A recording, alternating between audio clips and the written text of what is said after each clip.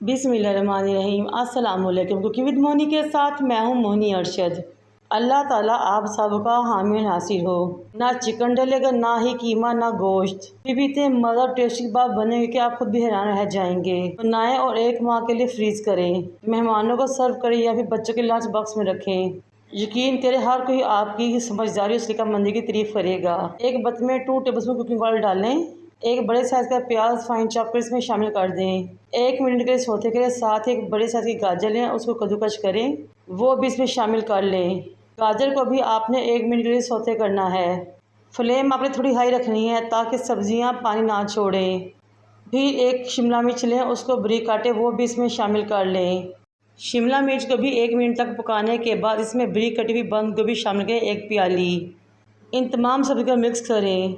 Flame high होगी तो सब्जियां पानी नहीं छोड़ेंगी और इनका मॉइस्चर इनके अंदर ही लॉक हो जाएगा, जिससे सब्जियां बाहर से क्रिस्पी और अंदर से बहुत ही सॉफ्ट बनेंगी। फिर इन सब्जियों में शामिल करें 2 टीस्पून नमक, 1 टीस्पून चिली फ्लेक्स, 1 टीस्पून काली मिर्च पाउडर और 1 टीस्पून चिकन पाउडर। अगर आप चिकन पाउडर इस्तेमाल नहीं करना चाहते तो आप चिकन क्यूब या फिर चाइनीज सॉल्ट भी इस्तेमाल कर सकते हैं। मसाले डालें, सब्जियों को हिलाएं और फ्लेम ऑफ कर दें। फिर इन सब्जियों को एक बर्तन में शिफ्ट करें और साइड पे रख दें। चलते हैं अब अपनी रेसिपी नेक्स्ट स्टेप की तरफ। अगेन 2 टेबलस्पून कुकिंग ऑयल डालें बर्तन में। जब गर्म हो जाए तो 1.5 चम्मच मैदे का ले इसमें छान के शामिल कर लें। फ्लेम के दम वाली होनी चाहिए। स्पैचुला लें और मैदे की भुनाई करना शुरू कर दें, लेकिन इस बात का ख्याल है कि ना इसका रंग खराब हो और ना ही इसमें जलने की स्मेल आए। जब मैदा 1 से 1.5 मिनट तक अच्छे तरीके से भून जाए तो आपने 1 गिलास दूध लेना है और थोड़ा थोड़ा करके इसमें शामिल कर देना है। विस्कर लें, विस्कर की मदद से मज़ेदार सी सॉस को बीट करते रहें और दूध शामिल करते रहें। साथ ही इसमें 2 टेबलस्पून सोया सॉस को भी शामिल कर दें और उसको भी मिक्स कर दें। फ्लेम नीचे लो ही रहेगी। स्पैचुला ले और जब ये मिक्सचर अच्छे तरीके से गाढ़ा हो जाए तो आपने इसमें सौते वेजिटेबल शामिल कर देनी है और उनको मिक्स कर देना है। मैंने आधा किलो आलू लिए बॉयल किया, उनको कद्दूकस कर लिया।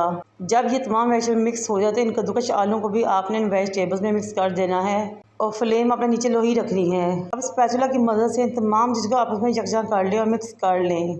जैसे जैसे ये मेज़ा पकता जाएगा ये तमाम वेजिटेबल मिक्स हो जाएंगी, यकजा हो जाएंगी और फिर पेंदा छोड़ देंगी। मेरी आप सबसे रिक्वेस्ट है कि मेरे चैनल को लाइक करें, शेयर करें, सब्सक्राइब करें और बेल आइकन को टच करें ताकि मेरी तमाम वीडियो आप तक पहुंच सकें। अब वेजिटेबल के मिक्सचर को किसी खुले बर्तन में डालें और ठंडा कर लें। फिर इसमें 1 कप ब्रेड क्रम्स और 1 कप कॉर्नफ्लोर डालें, मिक्स कर लें। बहुत ज़बरदस्त वेज कबाब चाइनीज़ मिक्सचर रेडी हो चुका है। हाथों को ऑयल से ग्रीस करें, मिक्सचर का थोड़ा सा पोर्शन लें और कोई भी शेप रेडी कर लें। मैं फिंगर शेप कबाब रेडी करूँगी। ये देखिए माशाल्लाह बहुत ही खूबसूरत, टेस्टी और मज़ेदार से कबाब रेडी हो रहे हैं। इस मिक्सचर में मेरे फिंगर शेप चाइनीज़ कबाब रेडी हुए थे, वो भी बहुत ही टेस्टी और मज़ेदार। माशाल्लाह मेरे अल्लाह की रहमत करम और मेहरबानियाँ, वो जो हम पे नाज़िल कर रहा है उसका करोड़ों शुक्र अदा करे वो भी कम है। 2 अंडे लें, उनको अच्छे तरीके से बीट कर लें और ब्रेड क्रम्स ले लें। अब एक एक कबाब को उठाएं, अंडे में कोट करें, फिर ब्रेड क्रम्स में डाल दें और अच्छे तरीके से ब्रेड क्रम्स में कवर कर लें। इस तरह 1 बाय 1 तमाम कबाबों को पहले आपने अंडे में डिप करना है, फिर आपने ब्रेड क्रम्स में कोट करना है। ये लीजिए हमारे बहुत ही टेस्टी कबाब रेडी हो चुके हैं। इस स्टेज पे आप चाहें तो इन कबाबों को 1 माह के लिए फ्रीज भी कर सकते हैं। पहले इनको फ्रीजर में रखें, जमा लें। जब ये जम जाए तो इनको जिप लॉक बैग में डालें और 1 माह तक फ्रीज कर लें। बच्चों के लंच बॉक्स के लिए बेहतरीन रेसिपी है ये, मेहमानों की सर्विंग के लिए भी और as a tea time snack के तौर पर भी इस्तेमाल कर सकते हैं।